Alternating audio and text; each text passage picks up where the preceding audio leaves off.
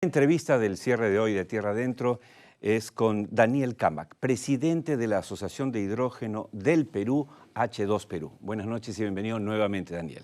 Muchas gracias, Oscar. Encantado de estar contigo y con tus televidentes. Vamos a hablar del despegue del hidrógeno verde. Primera pregunta, y vamos a apoyarnos además con láminas que gentilmente nos ha hecho llegar la asociación que tú presides.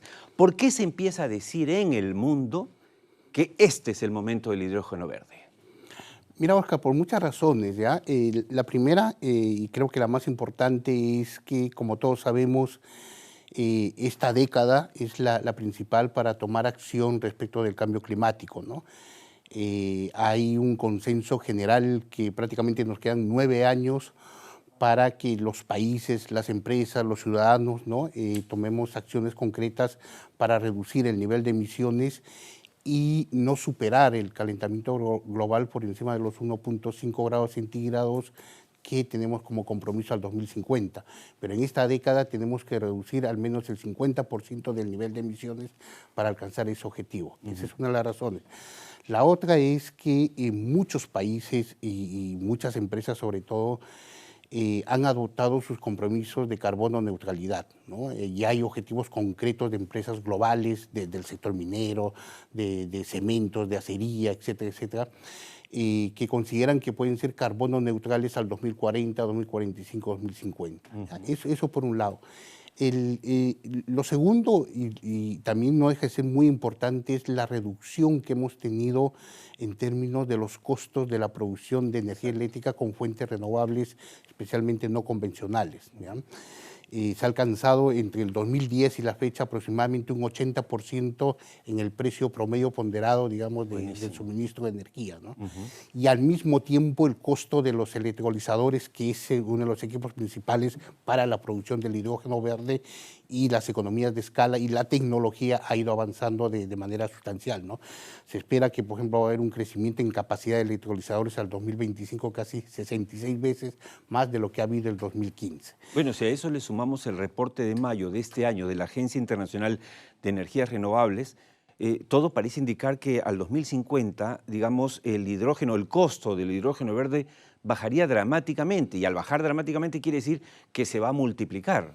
Sí, mira, en la última oportunidad que estuve en tu programa hablábamos como referencia, el número así mágico es $1 del kilogramo de hidrógeno producido, ¿no? Entonces, cuando lleguemos Creo que este reporte hablaba de 0.75. Sí, incluso, lo que ahora reporta sí. Irena es que en un escenario optimista podemos estar por debajo de eso, ¿no? Increíble. Y especialmente en países como China y Chile, entre otros, ¿no? Y una cosa importante de este reporte además es que aparece Chile en segundo lugar, ¿no? Y Colombia en cuarto lugar, pero no aparece Perú, ¿no? Y no aparece Perú no porque no pueda llegar a esos niveles de costos de producción del hidrógeno, sino porque sencillamente no se ha lanzado oficialmente la estrategia de hidrógeno verde en el país, Claro. que es una tarea pendiente que la tenemos, ¿no? Pero sí, dentro de H2 Perú, como te había comentado también, hicimos este estudio con Engie Impact, justamente para estimar a cuánto el Perú podría producir el hidrógeno verde, y al 2050 estamos exactamente en promedio del $1 por kilogramo producido de hidrógeno verde, ¿no?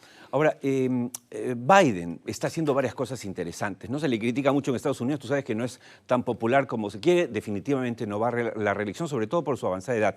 Pero hablamos hace un rato con José González del anuncio de la ley contra la inflación, pero el 16 de agosto, ahorita nomás, estamos 21, el presidente Biden ha firmado la ley de reducción de la inflación que representa el mayor paquete de medidas sobre el clima y energía de la historia norteamericana. En base a esta ley, el hidrógeno verde en Estados Unidos podría volverse el hidrógeno más competitivo del mundo. Sin duda. Mira, yo creo que este es el esfuerzo más grande que existe hasta el momento de incentivos para la producción del hidrógeno verde, ¿no? Hoy la producción de hidrógeno verde está por encima de los $3, $4 el kilogramo, y lo que está haciendo Biden es dar un incentivo de recuperación, digamos, de hasta $3 el kilogramo producido. O sea, no estamos hablando de un 10%, de un 15%, de un 50%, no. En algunos casos, por ejemplo, en la costa del Golfo, se puede estar produciendo a $3.7 el kilogramo. Entonces, si tú le descuentas los $3 que el gobierno americano te daría como incentivo, estás hablando de producir hoy día, ya no al 2050, hoy día por debajo de $1 por kilogramo. Exacto. Entonces, eso sin duda yo creo que va a ser un punto de quiebre, va a haber un antes y después, obviamente, de esta Yo estoy seguro que coincidirás conmigo, como además experto y como presidente de la Asociación Hechos, que esto no es solamente algo bueno para Estados Unidos, sino que es algo que va a tener repercusión mundial. Sin duda, porque países como China y otros grandes productores y consumidores de hidrógeno verde sin duda no se van a quedar atrás, ¿no? Y yo creo que va a haber una reacción positiva en torno de esto, ¿no? Ahora, pero hay una pregunta sobre esto. Si tenemos que China, ¿no es cierto?, digamos que en el contexto mundial, China, y América del Norte y Europa serán los mayores mercados de hidrógeno el 2050, como hablamos hace un rato. La pregunta ¿es bueno o malo para el Perú? Yo creo que es bueno, porque mira, países como China y en general, Europa y el Medio Oriente sin duda van a ser grandes consumidores de hidrógeno, pero también productores, pero su capacidad de producción no va a superar su consumo. Entonces ellos van a ser importadores netos de hidrógeno verde en el futuro. Y es ahí donde países como Perú y Chile obviamente se van a consolidar en esta carrera del hidrógeno. Entonces, y cuanto más rápido se dé origen a ese mercado, sin duda también más rápido vamos a tener que reaccionar, ¿no? Porque si no el mercado lo van a ir tomando los países que obviamente ya están dando pasos más grandes de lo que el Perú está dando en este momento. Ahora, acabamos de hablar de lo de Biden y ahí vemos cómo es que cuando hay un liderazgo de un país, ¿no es cierto?, con visión de futuro, vas caminando. Pero en el caso de la Asociación Perú, Asociación de Hidrógeno del Perú, Daniel, tú no estás esperando que el Estado lo haga, estás proponiendo cosas. Ustedes acaban de proponer una visión de futuro, de largo plazo, para caminar en el camino del hidrógeno verde. ¿Puedes resumir en qué consiste esta visión, esta propuesta? Mira, lo que hemos hecho, primero acuérdate que hoy en el Perú y en gran parte del mundo se utiliza el hidrógeno gris, ¿ya? Que es un hidrógeno producido con la reforma del metano basado en el uso de combustibles fósiles, especialmente gas natural o carbón. Entonces, un hidrógeno que produce emisiones, ¿ya? Y en el Perú, en el proceso de refinación se utiliza eso, ¿no? Tenemos estimados que, por ejemplo, hacia el 2050 se pueden estar consumiendo cerca de 350.000 toneladas, por ejemplo, de hidrógeno gris. Entonces, eso es gran parte de la visión que tenemos de lo que hoy se puede reemplazar de manera inmediata, ¿no? Pero no obstante, obviamente en esta primera fase, hasta antes de 2030, lo que necesitamos es consolidar las leyes, ¿no? O sea, esta visión tiene que ver con producir hidrógeno verde a precios competitivos con los recursos renovables que el Perú tiene, ¿no? Y habíamos mencionado que hoy, según digamos, los reportes oficiales, hablamos de cerca de 120 gigavatios de recursos para producir energía eléctrica con fuentes renovables, ¿ya? A un mercado que el Perú es de 7 gigavatios. Entonces tenemos abundantes recursos para abastecer todo el consumo de hidrógeno verde que el Perú pueda tener, no solamente en la refinación. Habíamos hablado del transporte para el acarreo y transporte de mineral, ¿no? En el sector minero, en el cemento, en la acería y sobre todo en el transporte pesado y de grandes distancias.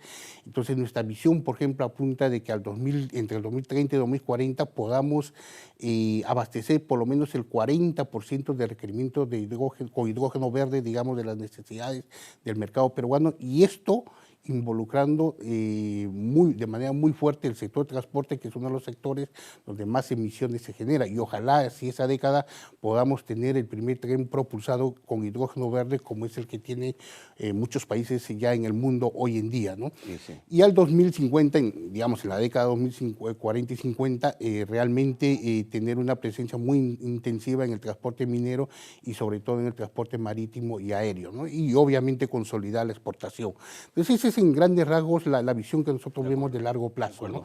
Pero todo eso, Oscar, y lo que estamos viendo en el ejemplo de Estados Unidos, es que todo eso se puede adelantar. Claro. O sea, no tiene que esperar, claro. Porque a veces Ayer cuando uno... me reuní con un gerente de medio ambiente de una manera muy importante y él solo en la conversación planteó lo de la reducción de las emisiones y del hidrógeno verde. Es interesantísimo, o sea, se está contagiando y lo que queremos en este programa, humildemente, los domingos a las 7 de la noche en vivo, es empezar digamos, a llevar a que tomemos mucho más conciencia de la importancia estratégica de este recurso. Exactamente. Por eso ¿no? vas a seguir siendo invitado al programa. No, y de veras te agradezco porque realmente nos permites contar de los beneficios de las cosas, porque el hidrógeno, y es importante, el hidrógeno verde no tiene color político, no tiene nada, es país. Exacto. Es desarrollo y ahí muestre, país. señor director, para terminar esta entrevista, miren, acaba de ingresar 2 grandes empresas a la asociación H2 Perú, que preside nuestro invitado Daniel Camac, Ferreiros y Southern Perú.